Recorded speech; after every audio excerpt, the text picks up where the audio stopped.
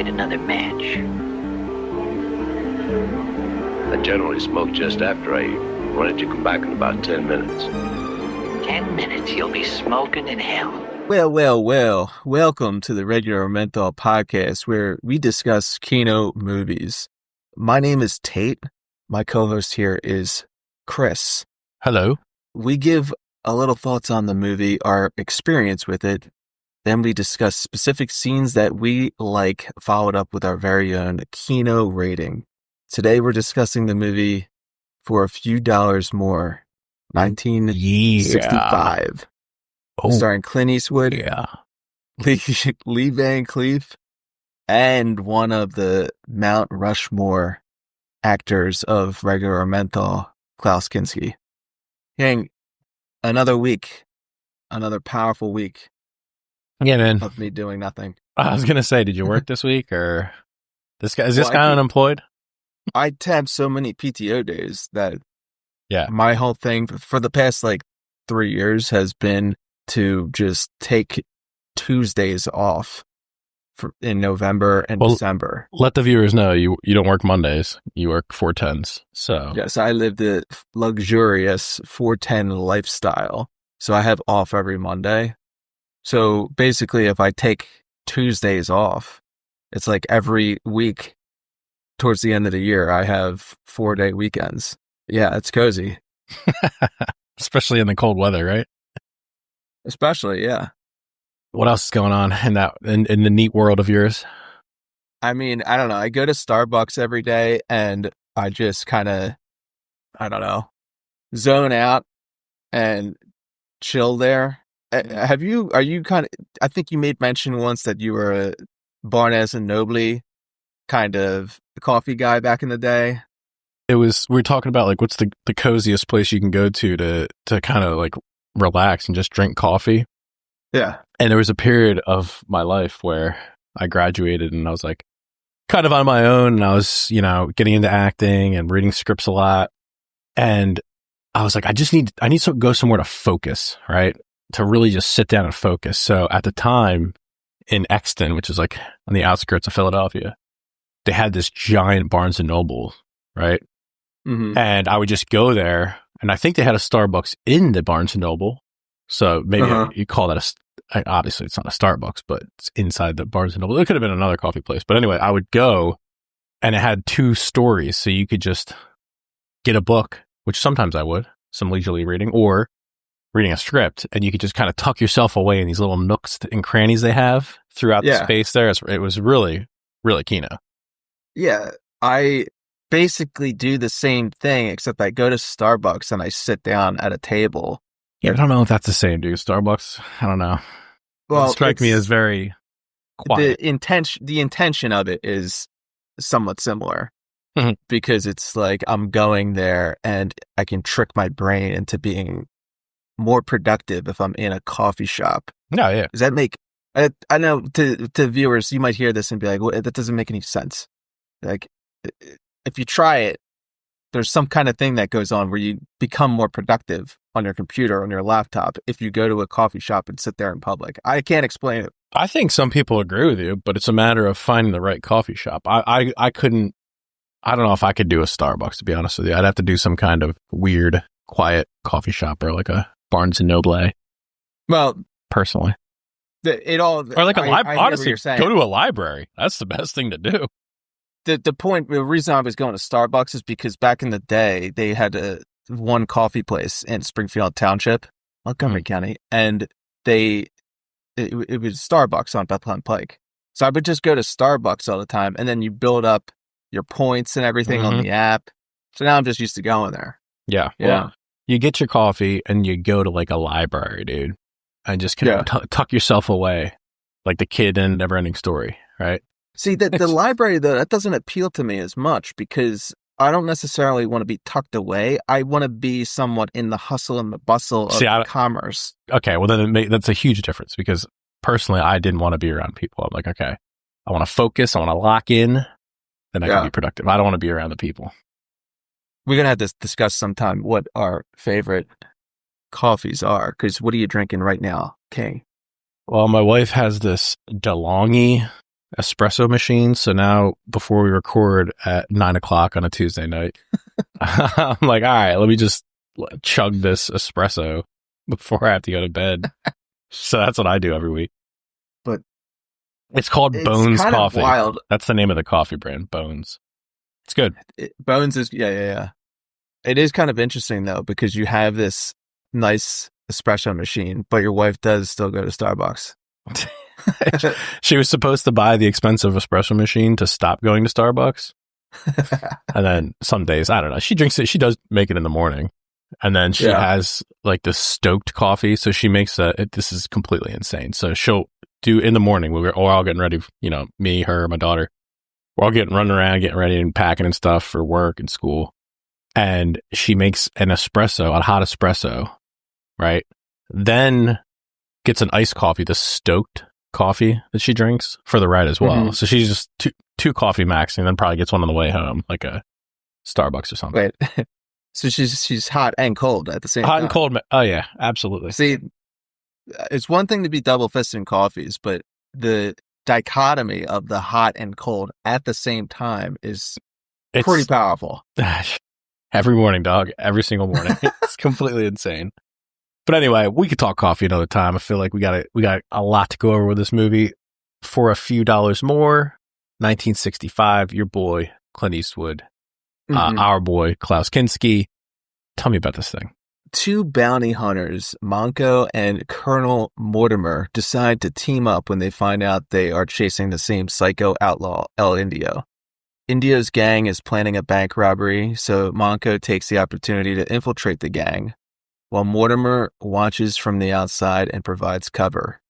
The two eventually find themselves in a showdown with Indio, where Mortimer gets revenge for personal reasons. Very nice. Do you know what El Indio means? In España? Indian? Yeah. It's funny because it's a Italian guy playing an Indian. Mm-hmm. I guess Mexican. I don't know. That's the funny thing about this is, so Sergio Leone, I mean, he casts everybody in this as pretty much Italian. You wouldn't know that. I mean, every single like minor role is an Italian guy. Right. It's pretty weird. I mean, some of them look like white guys. Yeah. They just dirty up their faces to make them look like these like outlaws and bandits and stuff. Yeah, some of them look like Mexicans. Yeah. Right? But they're all Italian guys. All Italian. They shot this movie in Spain, and they actually made a tiny little city that still is there today. It's called, I can't remember the name of it, but they referred to it as Little Hollywood in this part of Spain. This little town's still up. So, pretty wild. But yeah, this was all shot in Spain with the majority being Italian actors. So they had to, I think, they dubbed this whole thing. Not many people know that. But they dubbed the whole thing, and it's just, yeah. Anyway, getting myself. Obviously, for people that don't know, For a Few Dollars More is the second movie in a trilogy of these westerns with Clint Eastwood, where he plays the man with no name. And your thoughts on this? Is this the best trilogy? No, Star Wars is. Oh, no. damn. This is. I'm a big western fan, but yeah, I mean, you could look it up on IMDb from the professionals, and yeah, it's ranked chronologically. It just gets better and better. But yeah, I think the story of each of these gets better and better. And if you think about other good trilogies, there's always one that's just the follow. Like you can never really go three movies. You can't really go two movies. It's difficult. You go three, and there's definitely one that's going to be like absolutely not as good. This one it's good, and then it gets better and then better. Yeah, I agree. They just make it better the whole time, right? Mm-hmm. I mean, that being said, I know everyone loves The Good, Bad, and the Ugly as their favorite in this trilogy, but I actually like this one the best, For a Few Dollars More. Yeah. And why is that, you ask? Why? I kind of like the story slightly better with this revenge tale. Mm-hmm. Two bounty hunters, they're teaming up. And I think just The Good, Bad, and the Ugly can get long and convoluted at some point. Yeah. And what I mean by that, we might not think that exactly, but imagine me taking The Good, Bad, and the Ugly to, let's say, my nephews and be like, I'm going to sit both of you down and make you watch this movie. Mm-hmm. Are they in on all the Civil War aspects? Right. The same as we would be, point. you know? Exactly. That's a good point. Yeah. It's definitely, you talk about the whole Zoomer era. These young Zoomers, are they getting it? Do they know the history? They perhaps. I don't know. Yeah. I do like this movie a lot. And I think you could say it for all three of them. Like the pacing is very well done and the storyline for all of them. But I like this one because like this array of characters that you get. And like you said, the two bounty hunters, it's a really cool idea of you got these two guys who aren't necessarily buddies. They kind of just happen on each other. And they, at one point, they're, I guess, foes, but then they kind of team up like a gentleman's agreement. And then by the end, they respect each other and they kind of walk away. But they get all the bad guys, if you will. But even just the array of characters of the bad guys who are kind of supporting cast, you know, you have Klaus Kinski who plays this hunchback dude. Yeah, just the whole array of them, I think, is just very, very cool. And it's not it's not like overly done with action scenes. You know what I mean? So it's basically you sprinkle in the action scene when you need it, but there's a really good storyline throughout and then character development. There's just constant character development. So you understand what these guys' motivations are, right? Right. So they're that's not the cool one-dimensional characters. Even the bad guys, and it's not even that much, but there is story to each of these guys. That's what I'm saying. So a lot of critiques of modern movies that people have is they don't ever flesh out the characters. Even just the scene where, you know, Manco's talking to that old guy while he's sleeping and he's trying to understand about the railroads and all that. Well, I'm just saying it's a dumb scene, but it's necessary for the character development. So I just think they do a very good job of fleshing out the characters. Storyline maintains throughout the whole time, and it's just like this band of weirdos and just interesting cats, which makes it so great. So I don't know when I watched this movie and I'm like, what? They're bounty hunters in this movie, these guys, right? But in the film, they call them bounty killers. And, you know, I went down this rabbit hole when I was watching this originally. Like, what the hell did the bounty hunters even do? Did they even, like, go and hunt people? In current age? Yeah, currently, yeah. I don't know, dude. Are there such things as bounty hunters in 2025? Yeah, but what they are is they're just guys that work for, they're bail bondsmen. They basically... Dog the bounty hunter? Yes, exactly. They put up money for criminals that want to get out on bail that don't have the money themselves. And if they don't show up, they're out of money. So they have to go hunt these people down and stuff like that. I don't know the specifics of how this whole thing works on how they make money and everything, but I was basically looking it up and I was like, it's a totally different idea of what we have of bounty hunters. Is that dude still alive, Dog the Bounty Hunter? I believe so. Dude, I want to believe it, but that show was so absurd in so many ways. He's still alive. It's hard to even... His wife died. That's what it was. He's 72 years old. Remember that whole... That couple that was camping? Brian Laundrie? Yeah. Killing thing? Remember that towards the end of that, he came back to Florida and he was like on the run and everyone's like, dude, they got Dog the Bounty Hunter after him, bro. He's going to find him. Like, this bail bondsman's going to find this kid before the FBI? That was his claim to fame, I think, was how he got popular, was he got involved in high-profile cases and would just be like, hey, I'm going to chase these people down. Smart. But that's not really what bounty hunters do. If you look at Dog the Bounty Hunter show, what they really do is chase people that they gave bail money to. Yeah. And then the people would disappear. That's like this kind of thing of like hunting criminals, dead or alive, and killing them is like a totally different world than what we understand of bounty hunting. And it's way more intriguing to me. I mean, we're talking about a world that there is no law and order, seemingly. Yeah, it's Wild West. Literally. It's the Wild West, right? Now, it might have been a little hyperbolic in these movies, but... I don't know about that, dude. If you look into Western expansion towards the West, and when they were probably... I think this was meant to be 1872 era, But if you look even before that, dude, Western expansion, like you had forts with the military as you get further and further west. And if you get caught out in the wilderness or just out in the open, you're apt to just get slaughtered. Well, that's Native American. Because there's you can pretty much do whatever you want out there. That's probably the same right now in parts of Pennsylvania. Meaning there's parts of Pennsylvania that are so remote that there's no police force. They rely on the state police. Now, ask yourself, what's the average response time of a state police guy that is not just your county, but other counties or whatever, right? Yeah. And then the point I'm making is, are people more criminal when they realize there's no law to really be able to stop them? There's no technology, surveillance technology back then, right? So you could be a criminal, and the only way that you could potentially be stopped is after the fact, after you do the crime. People are so disturbed by it that they start putting up money so people go hunt you down and kill you. Yeah. Well, yeah. But the thing is, people had a lot more morals back then, so I think that was what kind of stopped them from committing mass amount of crime. But yeah, dude, 100%, you're right. You could get away with a lot. You could do whatever out there. Eventually, they'll catch up to you. It's going to be, not always, but if you're in a small society out there, a town, and someone finds out about this, they'll bring in the sheriffs or rangers. Like, you go down, I'll drive down the turnpike to get to work, and every once in a while they'll put up on a billboard the FBI's most wanted in the area. Yeah. And there's a reward. I'm like, who does that go to?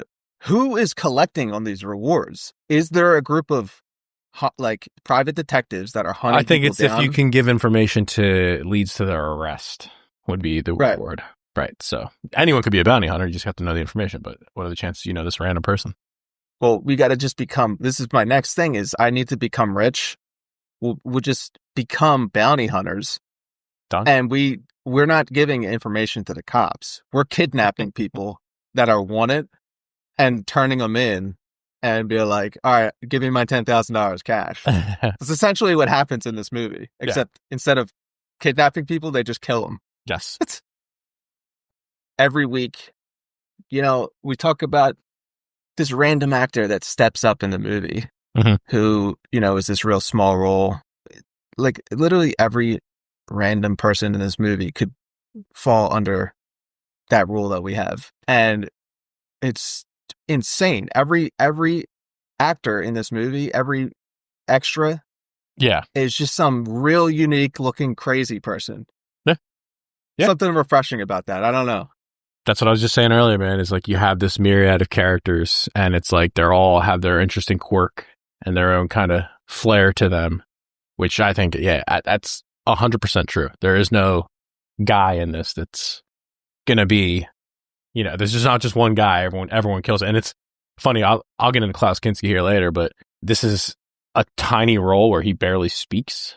Has maybe 2 scenes where he's face to face with Mortimer. But I think Indio is probably the guy in this movie. Get into that 100%. Later, but I have a question for you. What are your thoughts as a whole on Clint Eastwood? I'm curious about this. I mean, I like Clint Eastwood because specifically in westerns, I guess I'm saying. Yeah, like I think he rules, but he probably plays the same dude in every movie that he's in. Dude. And there's not a lot of range. Yeah. I could be wrong. He's a one-trick pony who's good at what he does. Yeah, I agree. But what he does is very, very good. So this role, although it gets kind of, beating a dead horse, it's still really, really good. Now, is there a difference between Clint Eastwood and, let's say, In the Line of Fire, where the movie with John Malkovich, where he goes to kill the president? No, it's basically it's just the same guy. It's the same character, and then it's a different era of what he's just injecting that character into a different era, right up to like that Gran Torino movie. Same guy, except extremely old. Oh, now. it's the Western guy. He's just on his porch. Yep. He's old as shit. Nah, it's. I don't think he's one of the greatest of all time, but I think that he's just very good at what he does, and it's very entertaining to watch. Put it that way. It's a very original character, and he does a very good job developing him. Dude, that's a good point, though, because, you know, we'll talk about actors sometimes that have all this range and everything, and we love them. They're on our Mount Rushmore, right? Mm. But then there's also something to be said about a guy who just has one thing that he does, but he does it the best. Yeah. Yeah, that's a good and point. Yeah. That's kind of what Clint Eastwood is to me. He has nailed this basically like stoic hard ass that doesn't talk that much in the movie and just is scowling and everything. He's basically that guy, but he's like the Tom Brady of that guy, right? It's true. You remember the first time watching this thing? Kind of. I mean, I must have been the late 90s or something. Like, I just remember watching it on TV on AMC channel. Yeah, like, I don't know. Do you remember AMC? A lot of burn there. Oh, yeah. American Movie Classics. Yeah. Mm-hmm. I think they became famous years later because they had The Walking Dead. Yeah, exactly. Yeah. And that was like, oh, we have a good show now. That's like their one claim to fame, AMC with The Walking Dead. AMC's The Walking Dead. Before that, though, it was just these movies you'd find, let's say I watch this at 1 o'clock in the morning, I turn it on. Well, I'm going to watch it till 3 a.m. Yep. Okay. Yeah. You know? Locks you. That's a good point, though. It's it demands your attention, this movie, which is cool. 100%. Especially for being a 1960s movie. I definitely, my dad was a big Clint Eastwood guy. Had like the whole trilogies, like VHSs. So I definitely saw it when I was younger, but very vague recollections. I will say I got on a pretty hard Western kick when I graduated college and I started to get into acting and films and stuff and really started to watch films like nonstop.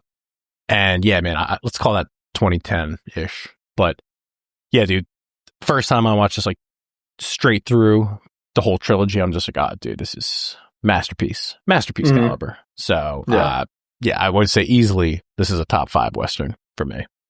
Nice. Literally my character. What do you got? Curious. I already know it's going to be Mortimer.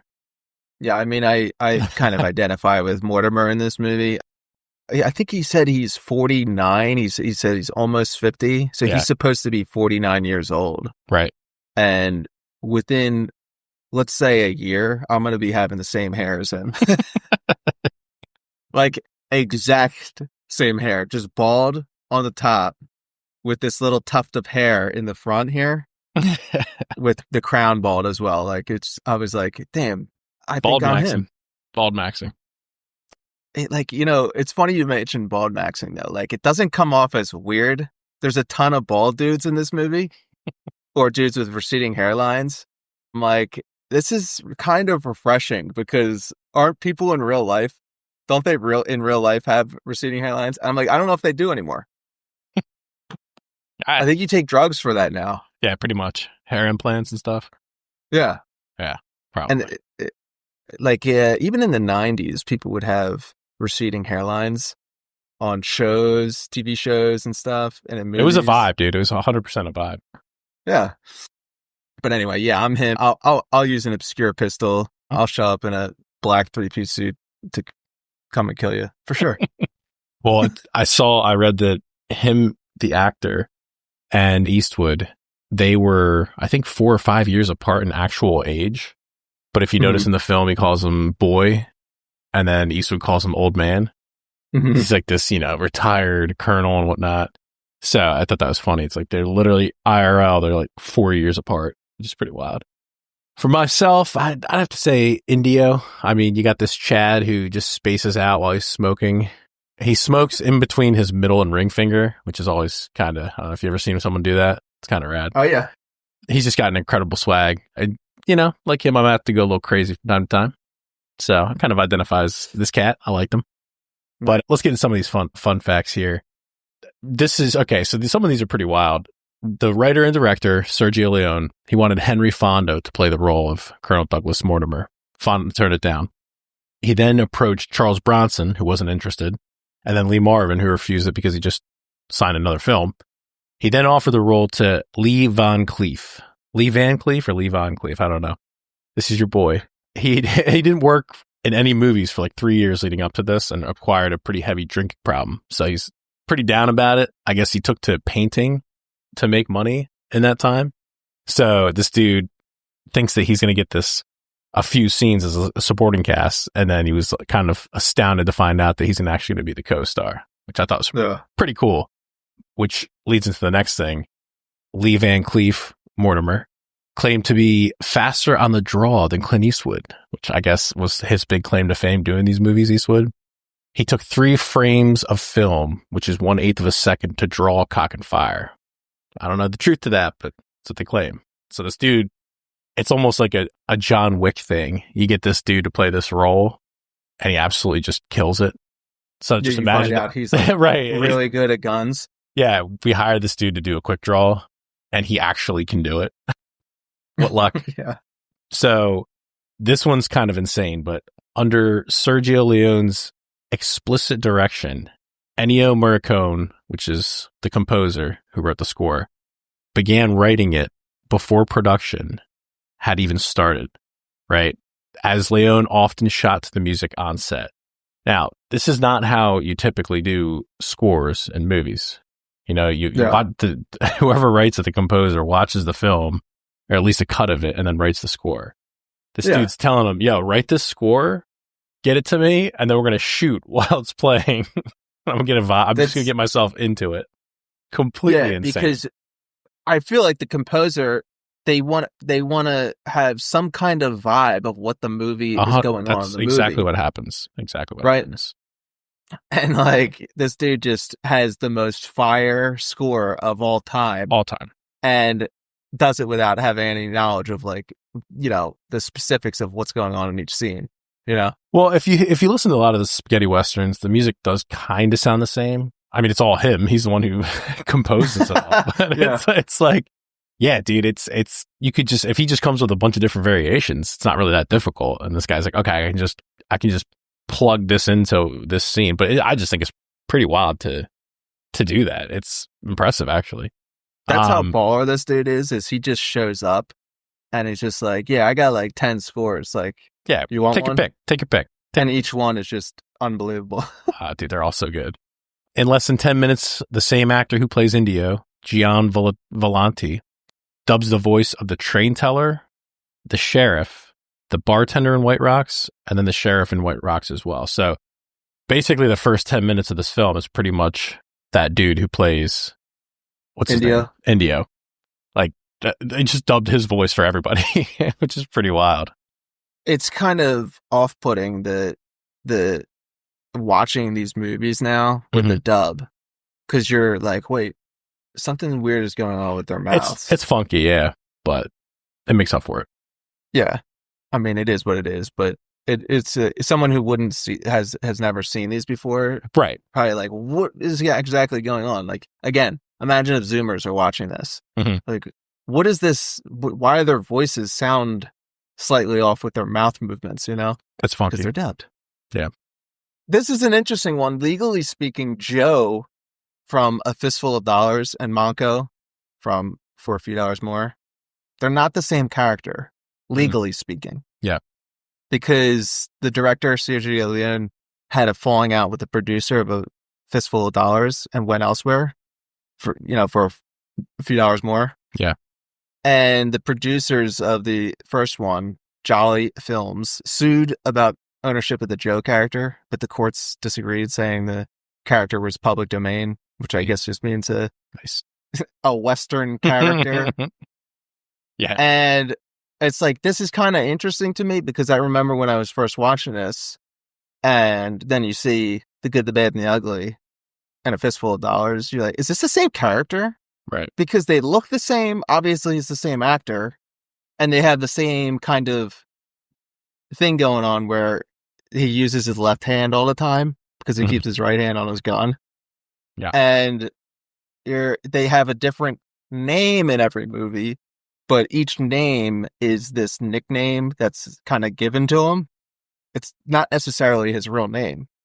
But then you're like, well, wait a second. If it's the same character, wouldn't he have recognized in Good and Bad and the Ugly and seeing Angel Eyes, who's the bad guy, is played by Lee Van Cleef, wouldn't you be like, wait a second, aren't you Douglas Mortimer?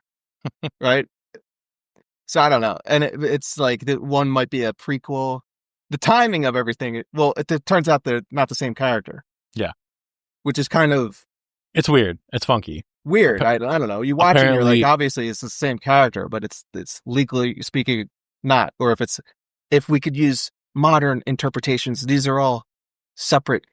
This is the multiverse timelines here. The multiverse. Yeah, these are all different timelines. Dude, this is the Marvel multiverse of the Western.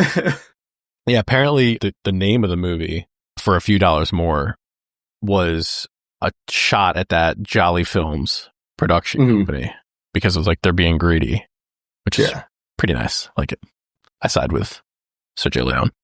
All right, let's get into some of these Kino scenes. What do you got? I mean, right off the bat, there's this iconic opening scene with Ennio Morricone score playing, and it minces no words. They have these words show up on the screen. This is where life had no value, death sometimes had its price. That is why the bounty killers appeared. So they're calling these people bounty killers, first off. So it's like, no, they're not here to hunt you per se and bring you back to the law. They're coming to kill you. Well, yeah, none of these guys, throughout this movie at least, were even considered to be taken alive. Just assume they're going to kill him. And it's just, I don't know, that's just setting the damn tone here. The first scene is this guy out in this pasture on a horse, and it's the director whistling, and then the guy on this horse just gets shot. Yeah. And there's no explanation of what's going on, but I think what's going on is it's a bounty killer that shoots this guy. Yeah. Right? No explanation whatsoever. I just interpreted that part for myself. Well, I mean, your point about the music playing, it's like, I said it before, but his scores, Ennio Morricone's, like, unmatched, obviously, in Spaghetti. If you watch these old Western movies. But I do want to point out that little lullaby playing in the pocket watch throughout the whole movie. Kind of Kino. I do like it. Yeah, yeah. 100%. I found myself whistling it after I finished like watching this movie. It's like, it sticks in your head. Thought that was pretty cool. Mortimer, played by Lee Van Cleef, he gets in the first scene here. He's on a train. He gets mistaken for a preacher because he's reading a Bible and dressed in an all black suit. He asks the conductor, where is Tucumcari? And then he just pulls the emergency brake to stop when they go by, even though it's not one of the stops that the train's stopping for. Yeah. And it's like he walks out of this horse train with his horse. Yeah. And the conductor comes out and he's like, why'd you pull the brake? And instantly there's just a vibe of like, don't fuck with me. Yeah. Like the conductor takes a second look and then realizes like, yeah, you're not supposed to do it. It's like, nah, dude, this is the guy you don't fuck with. And he's bringing it up for sure. And yeah, and then the point I'm trying to make here, I guess, is that there's so much what the kids would call aura farming in this movie. It's unbelievable. Yeah. Like every character introduction, they go Mortimer, then they go Manco, then they go Indio. They introduce each character. Yeah. In some little scene, and each one is like the craziest aura farming, where they're like, this is the guy that you don't fuck with. Right?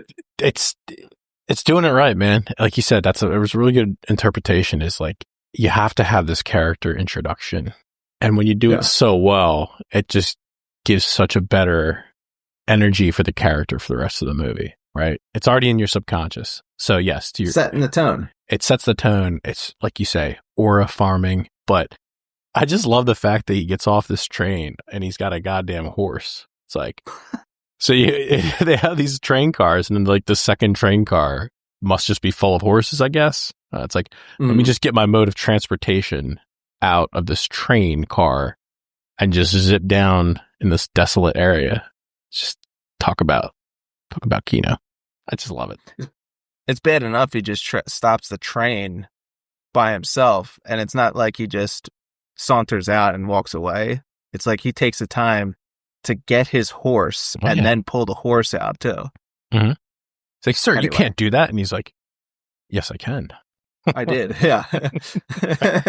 But this is one thing. They introduce Mortimer, and it's like this guy, you see this scene where he shoots the one dude.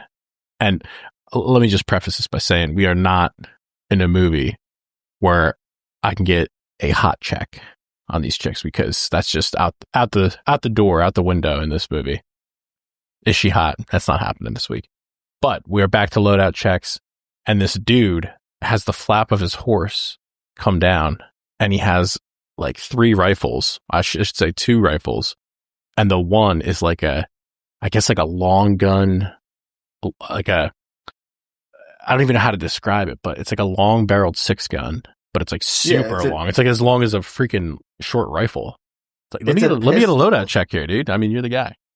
Well, he's got these different lever action rifles, but he also has a pistol in that little drop down thing that he has. That's like a 12-inch barrel on a pistol. It's crazy, dude. And basically what it is these pistols that he has are Colt single action armies, but they just have long barrels. Yeah. So not only does he have that, but he also carries a pistol on him that is a 10-inch barrel, which is the one where he attaches the little shoulder extender thing, stock to it. Shoulder stock, yeah. In case you're wondering, like a typical firearm, let's say you have a full size handgun. They're like 5-inch barrels.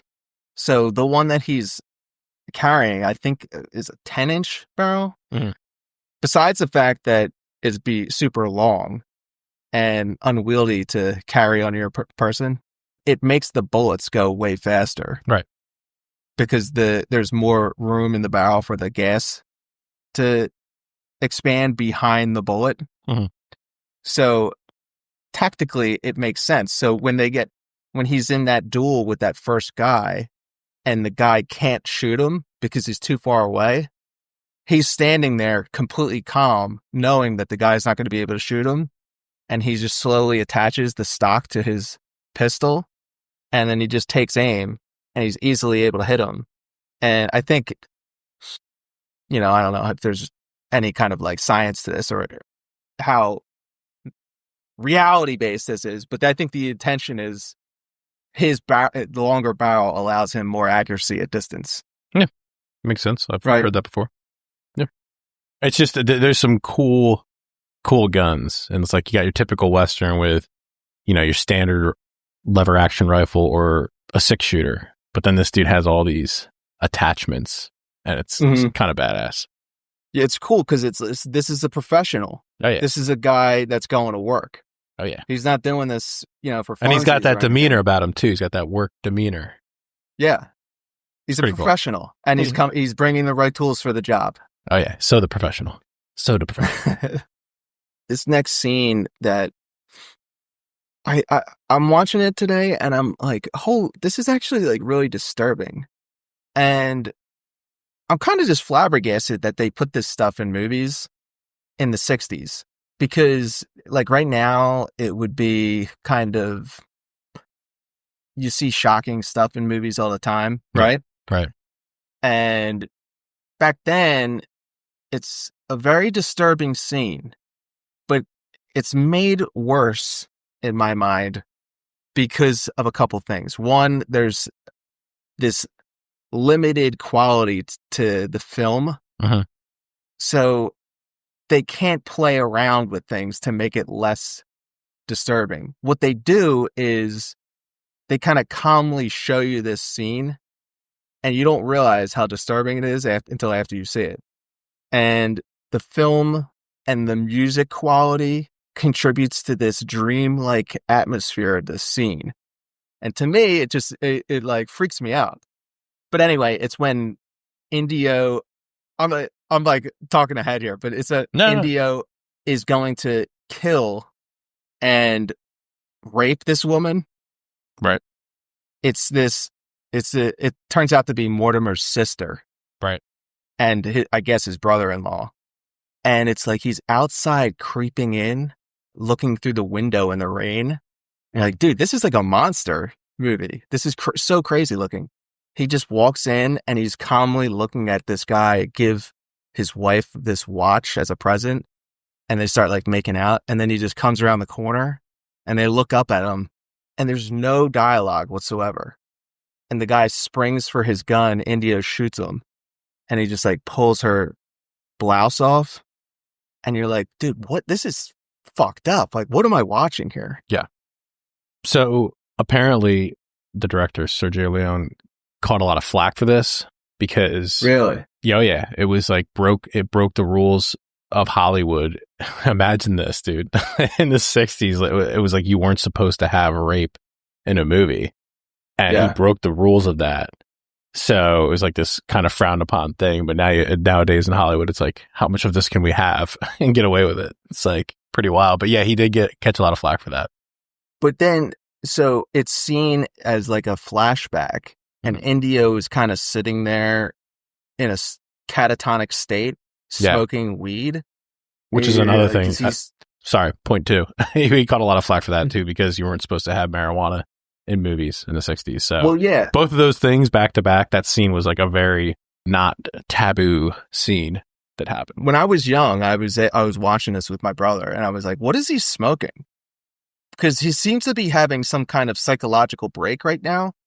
I'm like, I don't think that happens to people that smoke weed. I don't know. Maybe this guy's smoking some really strong weed or something. Mm-hmm. But I was like, is this some kind of like opium originally? Yeah. Which in my mind would make more sense, but I don't know. Like it seems like he's smoking weed, but it's never really clearly stated exactly. I don't know if you smoke opium or how that works even. Yeah. But the idea that Indio is also just somewhat disturbed even by his own actions. Yes, that's the idea. He's like this, from what I gather, he's like this hopeless romantic, but he's also the psychopath, right? And he apparently smokes to cope with the fact that a chick shot herself while he was raping her, and he tries to numb his mind to ever have to deal with that fact. Right. So yeah, he's got a lot going on, and I will say, man, the dude who plays him, like, absolutely nails it. For me, the best character in the movie. But yeah, this whole dreamy sequence and just how he plays it so well is just he's kind of punished, and you see it in his body language throughout the movie. Definitely seeing his body language. I just thought, just hats off to him. He did a great job. Yeah, he does this thing where he kind of slinks around all the time. Yeah. Yep. And it's kind of off-putting where you're like, this guy is this murderer, rapist kind of psycho, but he also has a little charisma to him. Mm-hmm. And maybe a little too crazy too, where his own gang is like, I don't know exactly what this guy's up to or what he's going to do, but he's also like a super genius. Kind of an interesting character where there's all these dynamics going on in his head, and this guy lets all that come out. Mm-hmm. It's just through minimal dialogue. It's all through his body language. There's a scene later in the movie where Nino, his like right-hand man, frees Mortimer and Manco, and Nino's talking to Indio outside of this like Pueblo or whatever it is, and hacienda kind of thing, this fort that they're in, and he's standing against the wall and he's just picking at it while he's talking to Nino. And it's just those little subtle things that it's just like, and he just kind of looks up at him. He's looking kind of spacey. Those little things, those little body language cues are just what set him apart for me as a character in this movie. And I'm like, this guy of the big three has the least amount of time on screen, and I think kills it. Totally, dude. And I'm glad you brought that up where he picks at the wall. Yeah. It's like, that's a perfect example. There's stuff he's doing all through this movie where you're not it's like, are the rest of the people comfortable with them or not? They seem like they're not exactly comfortable with him. They're all a little disturbed that he might fly off the handle and kill him. And that actually like ends up happening towards the end of the movie. Yeah. And the one guy catches on to what he's doing. Right. And it's a perfect example of what you're talking about, where he does this weird stuff. and he corners them, gets them to go into where the money is. And I just noticed that Indio gets pushed in this room and then picks up like a handful of flour or something. Yeah. And it's like, why did he do that there? And it's just part of his character.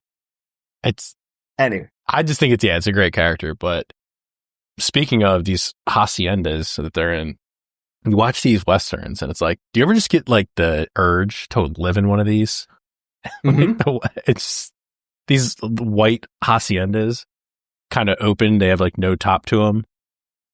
Yeah. No, dude, how to describe it. But yeah, it's a vibe. There's in Ambler houses that are kind of like this, and they're kind of strewn about. I pass one all the time coming home from work. Mm-hmm. And I think to myself, exactly what you're saying. Like, what if I lived in a Western? And it's not that far from me. Every time I see it, I'm like, there's real people that are living that dream right now. Hell yeah. Down the street from me. I've seen a house or two like that actually around where I'm at. It's kind of weird. It's like it's smack in the middle of nowhere. It looks kind of funky, but it's awesome. I love it.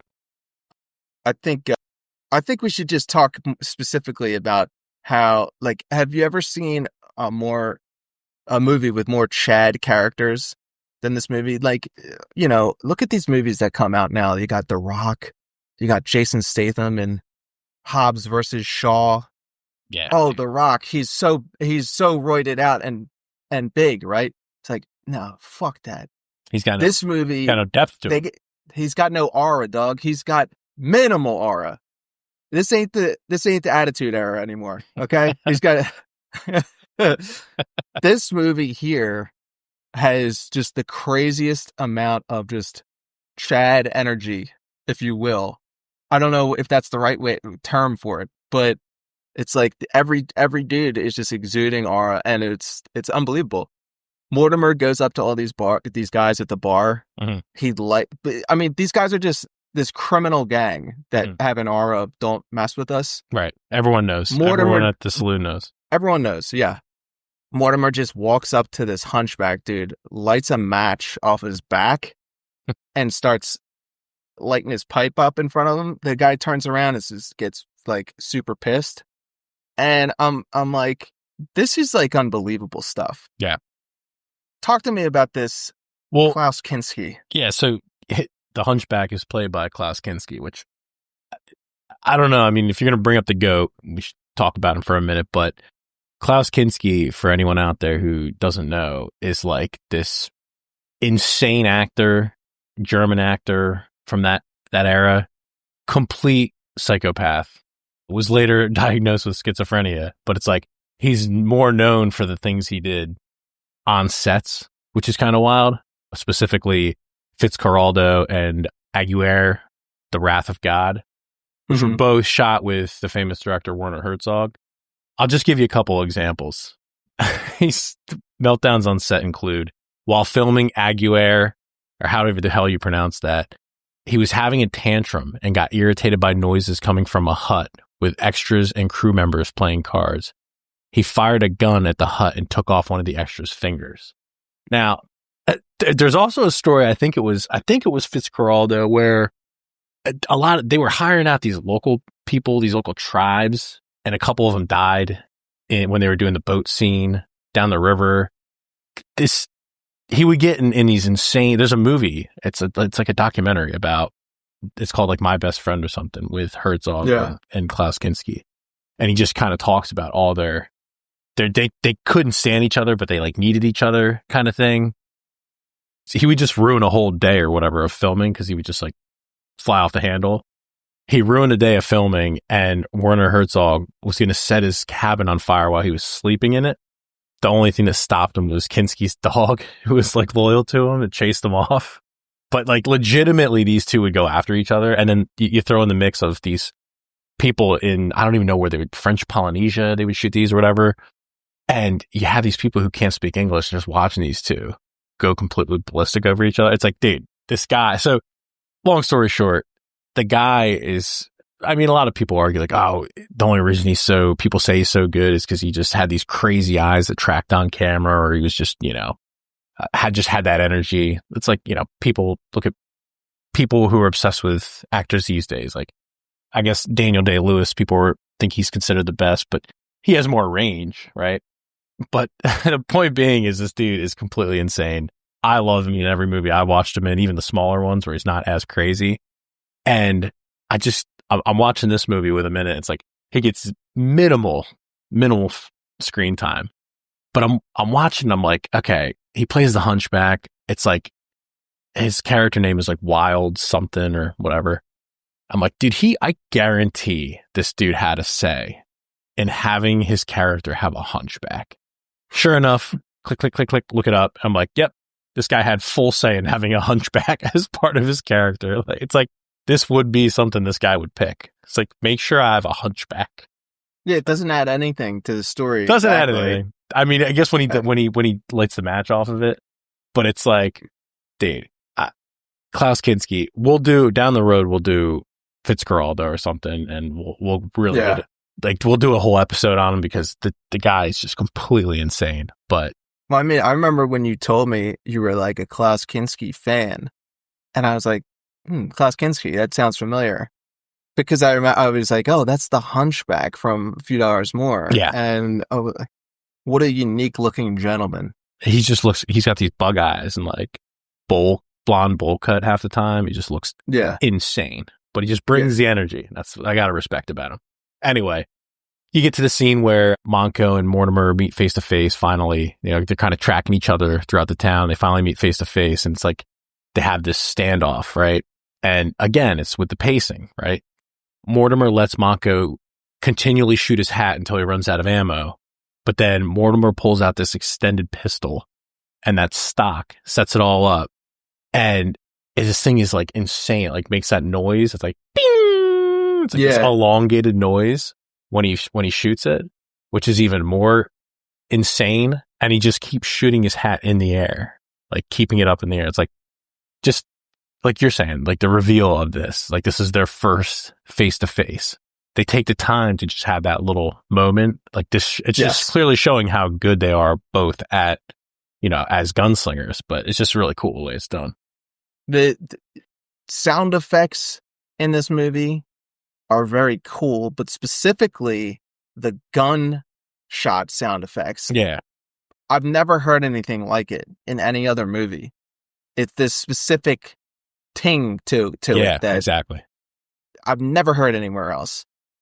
And I appreciate it, honestly. It's like they make a point to have a different sound effect for his gun. Right. And I don't know, I can appreciate that. I don't know if in real life it would sound anything like that. Nothing like that. Nothing. It makes it sound cool though. Yeah, I agree. Another thing I want to point out is, you know, you see these movies, these Eastwood movies, and everyone's like, look at this guy's vibe. Look at this guy's wardrobe. But I'm watching this, I'm like, let's discuss India's. All right. Yeah. First, it just gets progressively more rad. He's got this military jacket that's all tattered the first time you see him. And then they're getting ready to go out to do the bank robbery. And he puts on this white animal cutoff, this animal fur cutoff. And he's got these black long sleeves underneath it, black pants, and like this black cowboy hat. Like, dude, this guy's certified Kino. This look, man. This is it right here. That's how I'm looking if I'm in the West, dude. I'll at least look the part. This is one of the things that you bring up, and I think to myself, well, what kind of clothes did they have back then? Mm-hmm. It was basically like, where did you go to get clothes? Did you go to a store? Well, yeah, they would have like a general store, and you could pick up clothes. Yeah, there. Right. And you know, people were just making these clothes. It wasn't as corporate as it is now. Mm-hmm. And in that, you get some wild looks. Mm-hmm. You get some unique looks. All these guys are wearing interesting clothes. I mean, everyone knows Clint Eastwood's with his, you know, I don't know, poncho, like a poncho. But Mortimer is just rocking this black 3-piece suit. Yeah, very corporate. The suit is from that era where the back of it is longer, way longer than a normal suit is now. Yeah, and it looks like death. Yeah, that's good. Yeah, the Grim Reaper. Yeah. Like if you were going to have a Western interpretation of it's a nice death, take. it would be that guy, right? Yeah, like it. One of the things that always cracked me up, and I remember when I first saw this movie, I was like, whoa, what's going on in his face? When Manco goes to steal the money that they took from the bank in the locked room, he goes through the roof, right? And he jumps down into the room and the camera does this close up on his face. Yeah. And I swear to God, he's doing blackface or something. Clint Eastwood is doing blackface. Oh, yeah, dude. For a few dollars more. It's just so weird. I saw that and it was just in my brain subconsciously. And now that you bring it up, I'm like, yeah, it's kind of funky. So in the scene right before that, he's outside on the roof and he looks normal. Yeah. Jumps in, close up. His face looks super dark. Is it supposed to be a shadow when he's hiding? I don't know. It is kind of weird, but yeah. I think they put makeup on him to make it look like he's in the dark. Right. But it's just blackface. but you can't tell because it's on camera and there has to be light for the camera. Mm-hmm. So someone made a decision to like make his face darker. Just paint his face black, dude, whatever. Because instantly after that, Mortimer lights a candle and his face looks normal again. Right. Like, That's good catch. Anyway, Clint Eastwood is doing blackface in for a few dollars more. P.S. Soundbite. Speaking of Indio and his kind of, I don't even know what you would call his acting here, what this persona that he's giving off. Crazy, I guess, but Indio frames this guy Cuccello in his gang for killing another guy, Slim. Mm-hmm. And he kills him with Cuccello's knife. Right. And then frames him by like saying, hey, look, this guy's dead. Notice anything? And the guy's like, it's my knife. Yeah.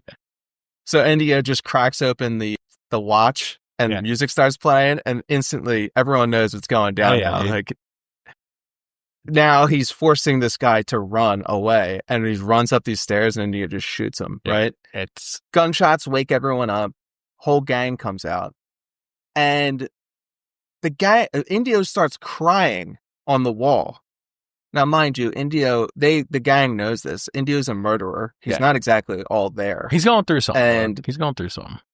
Well, he's crying on the wall, but it's like he's faking it because he just killed the guy himself. And half the gang looks at each other. Like what? And they're like, I kind of buy it though, because Indio's so crazy that he might actually be upset about killing someone, even though he's been murdering people the whole movie. Again, dude, it's this guy is just, he's seen some shit, bro. He's going through some shit, but the way that this actor plays it, he just absolutely kills it. I just like that the fact that the gang is questioning whether this can be real or not, and they buy his dumb acting of crying on the wall just because he's so crazy that it makes sense logically that he might get upset about killing one of his own guys. But they're questioning it. They're looking at each other like, "Is this real?" Yeah. Maybe the most Kino ending of all time. In this movie, Indio does this thing where he gets in duels with people. Yeah. And he whips out this watch that he stole from Mortimer's sister. Mm-hmm. And it plays this little lullaby. And once the tunes stop, he says, when it's over, that's when we go. And the idea is like you pull your guns when you stop hearing the music, right? When the music stops. So anyway, in the movie, he has the upper hand in all these duels for one reason or another. And now he has the upper hand again because he shoots Mortimer's gun out of his hand and it's lying on the ground. So now he says, when the music stops, jump for your gun, which is basically a death sentence, right? And the tables are turned. Why? Because Manco stole Mortimer's half of the other watch that also plays the tunes. Mm-hmm. So when the music goes away, he pulls the watch out and it keeps going. Everyone's blown away. Holy smokes. This guy just appeared out in this circle, out in this courtyard. He does. No one saw him coming. He does just like instant transmit. It's like Goku just zips in here. I'm like, wait, where? I had to rewind it because I forgot about that. I'm like, did they cut a scene here or like Nope. a segment here? Because he just kind of appears. Oh, yeah. It's kind of wild. So now the tables are turned because Manco gives his gun on his belt to Mortimer, says, use this. Right. And it's just, Manco knows how personal this is for Mortimer. So they don't take the opportunity to just shoot Indio. Mortimer doesn't take the opportunity to pick up his gun and shoot Indio. And Manco doesn't just shoot him with his rifle. No. Manco knows this is personal. So he gives his gun to Mortimer and allows them a fair duel. Right. Because he knows he's going to win. I thought that was cool. And he knows that he wants to take, it's all about taking his revenge, right? So. Yep. Uh-huh. And it's funny because he has not told Manco what happened. He mentions to it after the duel. He mentions to him that there's a resemblance of him and the woman, but he would have already seen that because he now has the locket. Right. But so go ahead. Anyway, one of the things in this movie that I wanted to mention is the fact that there's very little actual dialogue. Yeah. Very little. Everything is going on through people mean mugging each other and communicating telepathically almost through this body language. Yep. Right? And there's this moment when Mortimer gets Manco's gun set up and everything. Mm-hmm. And there's like a look on his face that's equal parts like, oh, yeah, it's on now, motherfucker. And also sadness because he's taking revenge for his sister getting killed. Yeah. It's this equal parts pushed into 1,000-yard stare. Mm-hmm. It's like Mortimer's almost showing this sad excitement. Yeah. It reads. Because of the juxtaposition here between thinking he was a second ago going to die and not being able to get his revenge against this prick. Exactly. And now he's got the chance for his revenge again.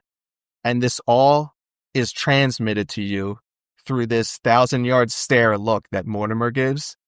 And it's slightly different between before he gets the gun to after. Yeah. And I'm like, holy smokes, dude, this is unbelievable stuff. And naturally, he's the better gunman, so he wins. But there's a really nice touch of something that happens here in the writing, and it's like Mortimer's satisfied that he gets his revenge, and he starts walking away, and he's even, eventually tells him he just take the whole bounty to Manco. But it's a nice touch on Manco's character throughout all these movies. It's like, my gun? Like, because Mortimer starts walking away, and he stops him. Like, the first thing that's on his mind is like, all right, dude, what about my gun? I gave you my gun. I'm going to need that back. And then Mortimer follows it up like, you're a rich man now. You can take the whole bounty. But like the only thing on his brain was like, my gun. But it's cool because when you look at these three characters, what's the finalization of all this, right? How's this finalized? Is Mortimer gets his revenge from his sister, right? Manco gets wealth, which is what he was after. And in theory, Indio gets put out of his pain and suffering.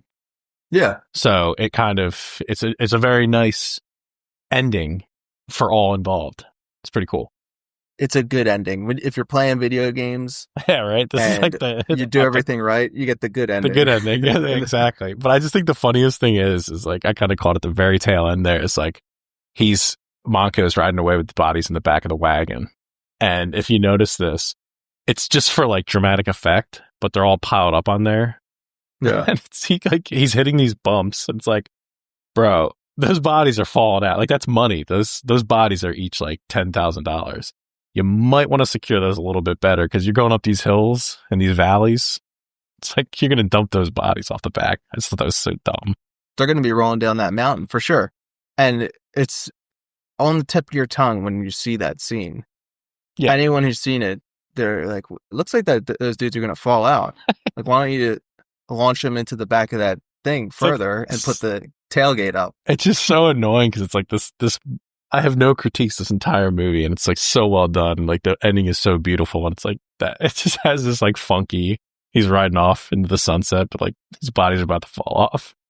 Yeah. Either way, it's a masterpiece. No question about it. Kino rating, I'll go first.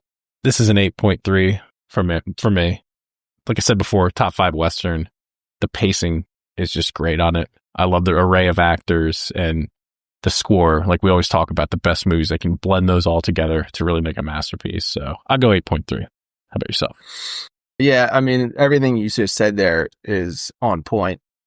I give it an 8 on the Kino scale. The amount of aura that these guys give off, again, simply off the charts.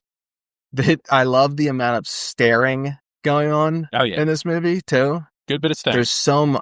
There's so much mean mugging in this movie, and you're like, maybe you would get tired of it out after a while. And like, no, you don't, not really, because it's the tension is building. Yeah, and you're still able to communicate all these guys are able to communicate all these ideas just by staring. Oh yeah, this is man. It's definitely a vibe. It's like, yo, dude, that's crazy though. That's crazy. Yeah, that's crazy, bro.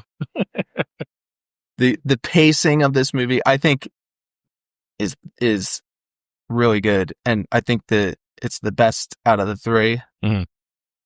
I think a lot of people like The Good, Bad, and the Ugly the best. Yeah, and I really love it too. But if we're talking about like pacing and story, I think The Good, Bad, and the Ugly gets kind of like lost in all this Civil War stuff going on at one point. Yeah, I agree with you there. And you're like, where are we going with this, right? But that's a small kind of critique. But that's why I kind of like this one more. But in any event, yeah, 8 on the Kino scale. Love it. Next week, we're going to be talking about Edward Scissorhands. Oh boy, Tim Burton. I don't know what to think about this because I've watched this movie once. Oh, and wow. it was, when it first came out. Didn't know that. Okay. So all my memories of it are from the early 90s. I forget, did it come out late 80s, early 90s? I forget. But all my memories from this are from that point. So we're talking about an ancient part of my brain. 1990. Probably, yeah. Folks, I've had probably 20 concussions. I've been in car accidents. That part of my brain is not doing too well. You know what I mean? Well, it's a good thing you're going to watch it. I don't remember. We can watch it again and get some fresh eyes on it and unpack it. So until then, folks, we'll catch you on the next one.